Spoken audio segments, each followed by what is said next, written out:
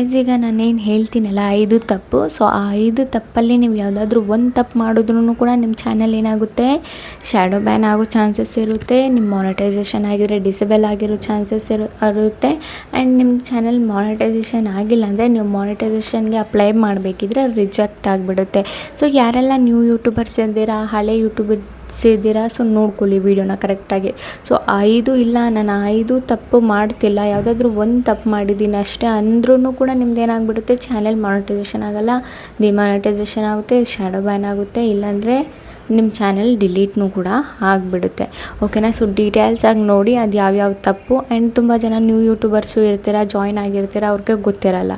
ಓಕೆನಾ. So new YouTubers ಅಲ್ಲದೇನು ಹಳೆ YouTubers ಏನಿದ್ದೀರ ಅವ್ರೂ ಕೂಡ ನೋಡಿ, ನಿಮಗೂ ಕೂಡ ವಿಡಿಯೋ ಹೆಲ್ಪ್ ಆಗಿಬಿಡುತ್ತೆ. ಓಕೆನಾ. ಸೊ ಡೀಟೇಲ್ಸಾಗಿ ಹೇಳ್ಕೊಡ್ತೀನಿ step by step. Totally 5 point ಏನಿದೆ, 5 ಪಾಯಿಂಟ್ನೂ ಕೂಡ ತಿಳ್ಕೊಳ್ಳಿ, ಒಂದೊಂದಾಗಿ ತಿಳ್ಕೊಳ್ಳಿ, ನಿಮಗೆ ಗೊತ್ತಾಗ್ಬಿಡುತ್ತೆ.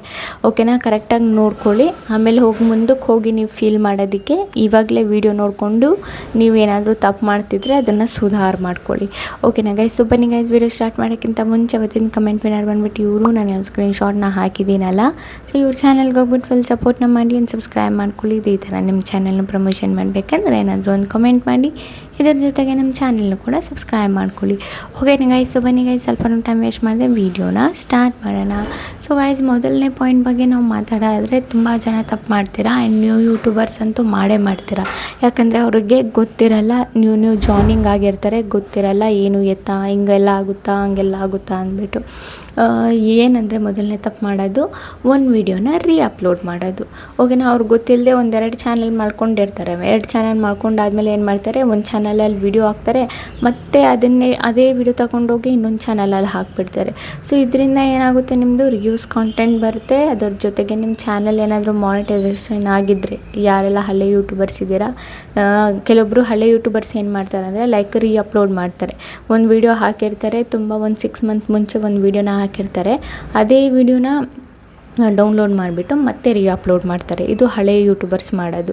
ಸೊ ಈ ಥರ ಮಾಡೋದ್ರಿಂದ ನಿಮ್ಮ ಚಾನಲ್ ಏನಾಗುತ್ತೆ, ಮಾನಿಟೈಸೇಷನ್ ಆಗಿರುತ್ತಾ, ಸೊ ಆವಾಗ ಬಂದುಬಿಟ್ಟು ಡಿಮಾನಿಟೈಸೇಷನ್ ಆಗುತ್ತೆ. ಸೊ ಯಾರೆಲ್ಲ ಹಳೆ ಯೂಟ್ಯೂಬರ್ಸ್ ಇದ್ದೀರಾ ಅವರು. ಆ್ಯಂಡ್ ಯಾರೆಲ್ಲ ಹೊಸ ಯೂಟ್ಯೂಬರ್ಸ್ ಇರ್ತೀರ, ಸೊ ಅವರು ಒಂದು ಚಾನಲಲ್ಲಿ ವೀಡಿಯೋನ ಹಾಕ್ತಾರೆ, ಮತ್ತು ಇನ್ನೊಂದು ಚಾನಲಲ್ಲಿ ವೀಡಿಯೋ ಹಾಕ್ತಾರೆ.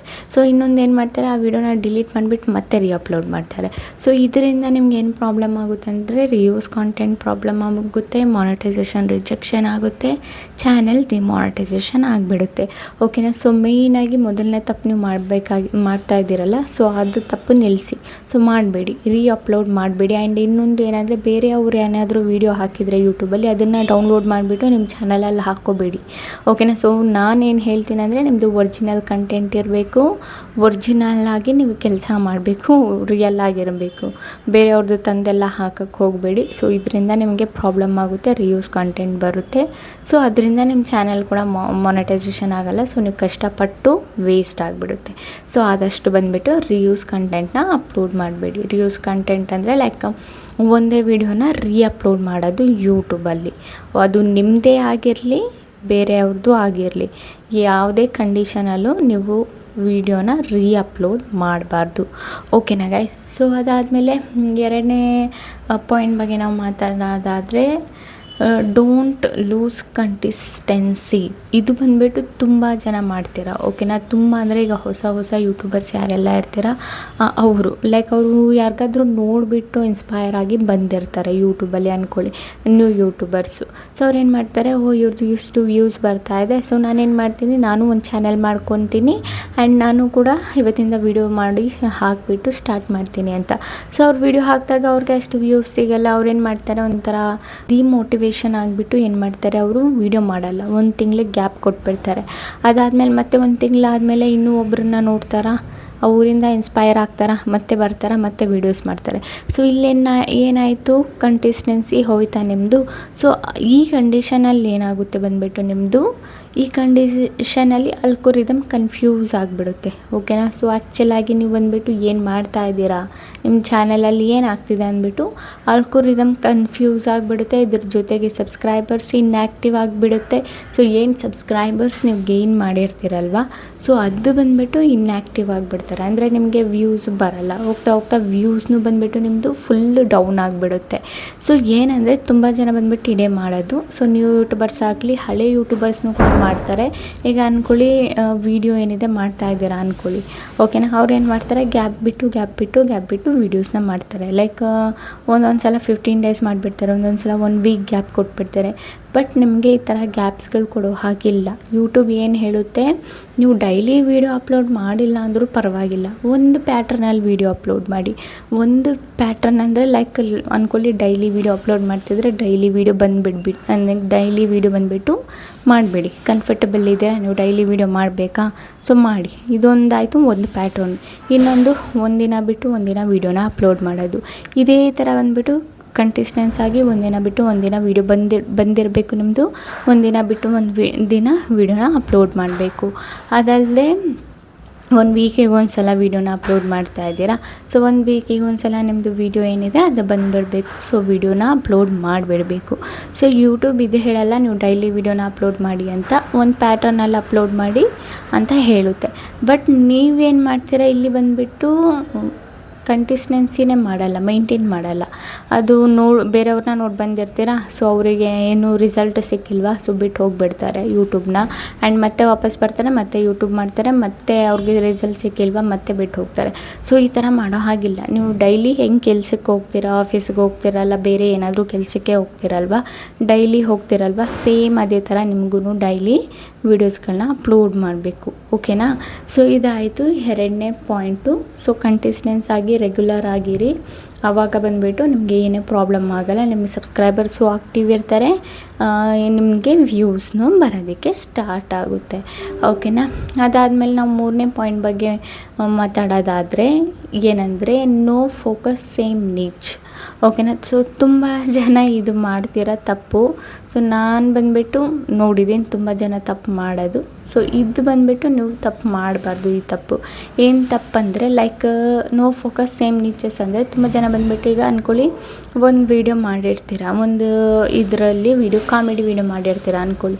ಸೊ ನೆಕ್ಸ್ಟ್ ಏನು ಮಾಡ್ತೀರಾ, ನಿಮ್ಮ ಚಾನಲಲ್ಲಿ ಬೇರೆಯವ್ರ ವೀಡಿಯೋ ನೋಡಿಬಿಟ್ಟು ಟೆಕ್ ವೀಡಿಯೋನ ಅಪ್ಲೋಡ್ ಮಾಡ್ತೀರಾ.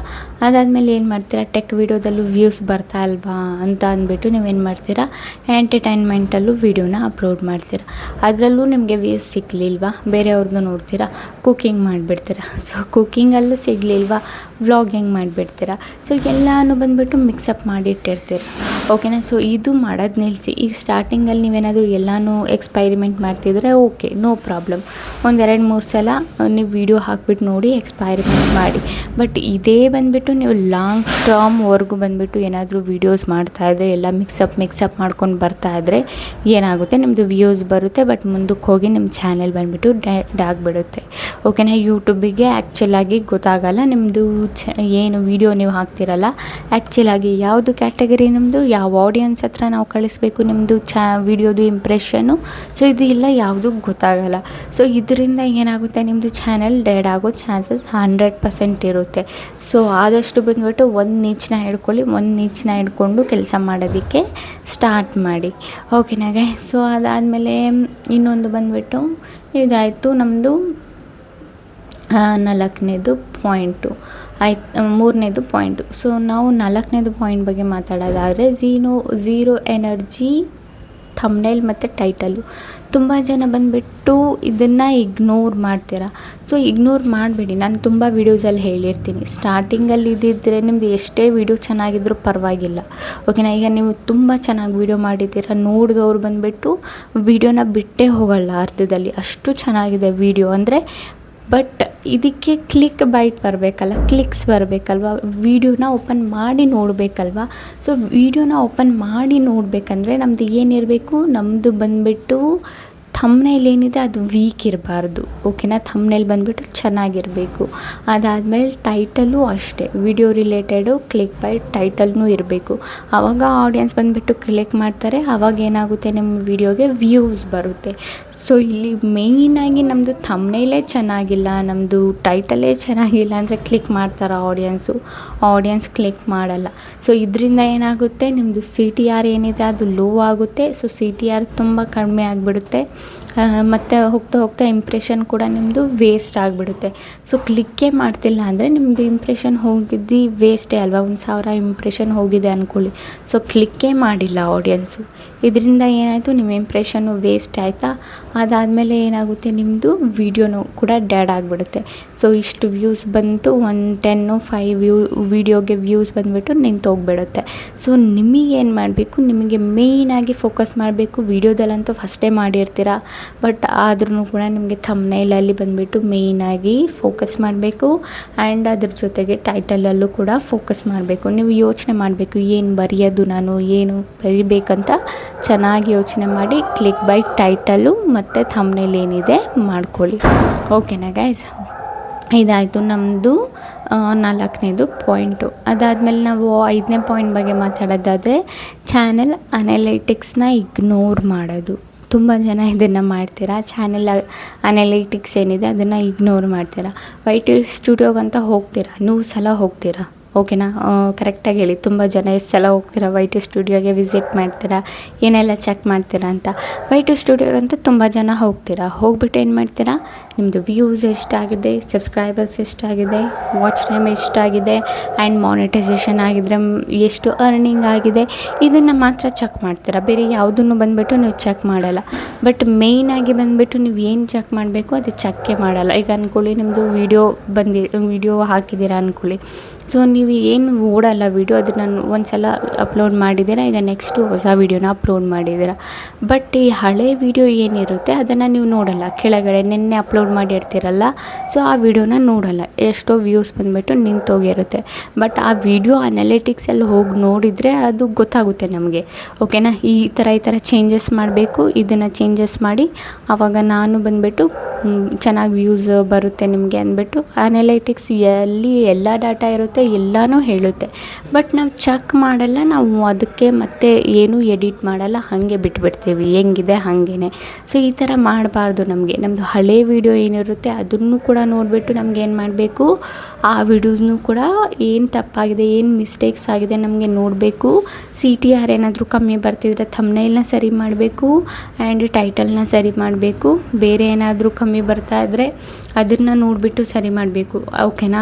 ಸೊ ಇದನ್ನು ತುಂಬ ಜನ ಮಾಡಲ್ಲ. ಆ್ಯಂಡ್ ನಿಮ್ಮದು ಏನು ಡಾಟಾ ಇರುತ್ತೆ ಅದರಲ್ಲಿ ಹೋಗಿ ನೋಡಬೇಕು, ಯಾವ ಸೋರ್ಸಿಂದ ನಿಮಗೆ ಜಾಸ್ತಿ ವ್ಯೂಸ್ ಬರ್ತಾ ಇದೆ ಅಂತ. ಸೊ ಆ ಸೋರ್ಸಲ್ಲಿ ನಿಮಗೆ ಕೆಲವೊಂದು ಕೀವರ್ಡ್ಸ್ ಅಂತ ಕೊಟ್ಟಿರ್ತಾರೆ. ಆ ಕೀವರ್ಡ್ಸ್ನ ಬಂದುಬಿಟ್ಟು ನೀವು ಮತ್ತೆ ಕಾಪಿ ಪೇಸ್ಟ್ ಮಾಡಿದರೆ ಇನ್ನೂ ನಿಮಗೆ ಇನ್ಕ್ರೀಸ್ ಆಗುತ್ತೆ ವ್ಯೂಸ್ ಬರೋದು. ಓಕೆನಾ. ಸೊ ಹಳೆ ವೀಡಿಯೋದಲ್ಲಿ ಇದನ್ನೆಲ್ಲ ಚೆಕ್ ಮಾಡಿಬಿಟ್ಟು ನೀವು ಮಾಡಬೇಕು. ಸೊ ಅನಾಲಿಟಿಕ್ಸೇ ನೋಡಲ್ಲ ತುಂಬ ಜನ, ಬರೀ ವ್ಯೂಸು, ಸಬ್ಸ್ಕ್ರೈಬರ್ಸ್ ಇದನ್ನು ನೋಡೋಕ್ಕೆ ಮಾತ್ರ YT ಸ್ಟುಡಿಯೋಗೆ ಹೋಗ್ತೀರಾ. ಓಕೆನಾ. ಸೊ ಇಷ್ಟು ಕೆಲಸನೂ ನೀವು ಮಾಡಬೇಕು. ಬಟ್ ನೀವು ಯಾವುದ್ರಲ್ಲೂ ಹೋದ್ರೂ ಒಂದೂ ನೀವು ಮಾಡ್ತಾ ಇಲ್ಲ ಸರಿಯಾಗಂದರೆ ಸೊ ನಿಮ್ಮ ಚಾನೆಲ್ ಬಂದುಬಿಟ್ಟು ಮುಂದಕ್ಕೆ ಹೋಗಲ್ಲ, ಗ್ರೋನೂ ಆಗಲ್ಲ. ಓಕೆನಾ ಗೈಸ್, ಗೊತ್ತಾಯ್ತಲ್ಲ. ಸೊ ಅಂತೂ ನಿಮಗೆ ಇದರ ರಿಲೇಟೆಡ್ ಡೌಟು, ಕ್ವಶನ್ಸು ಏನಾದರೂ ಇದ್ದರೆ ನನಗೆ ಕೇಳಿ ಕಮೆಂಟಲ್ಲಿ ನಾನು ರಿಪ್ಲೈನ ಮಾಡ್ತೀನಿ. ಓಕೆನಾ ಗೈಸ್.